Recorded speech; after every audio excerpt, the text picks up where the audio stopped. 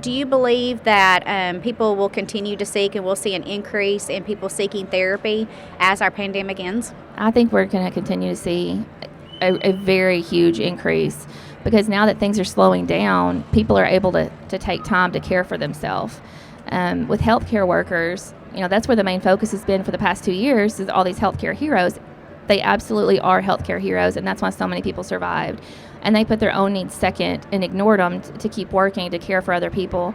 They saw death at staggering numbers. They saw people that were healthy, that were their age, that should have lived long, healthy lives, and they didn't. And those people, now that things are slowing down, they're going to start processing that and seeking treatment. But it's not just the healthcare workers. It's everyone. I mean, I can't think of a single person who hasn't been touched by COVID, by a loss.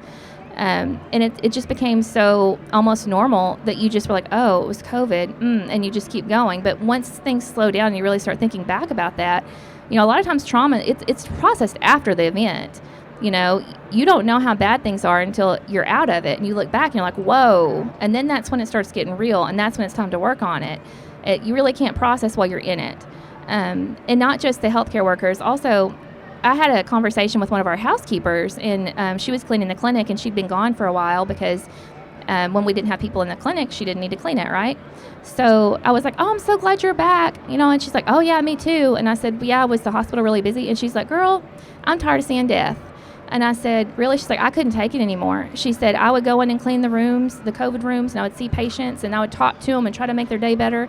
Then I'd go in again, they'd be on a ventilator, and then I'd go in again, and they were gone. And she said, she's like, I couldn't do it anymore. It was just too hard. She wasn't a direct caregiver, but she had an impact, and they had an impact on her. It's everyone. Everyone has been affected.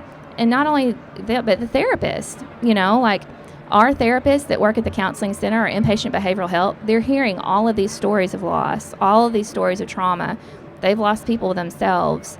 It's going to come to a point where everyone's going to come out of this needing to talk to somebody. It's a collective trauma, shared trauma that we've all experienced. And as we come out of it, everyone's going to be looking at themselves and thinking, it's time to fill my tank. I need some help too. Who can I talk to?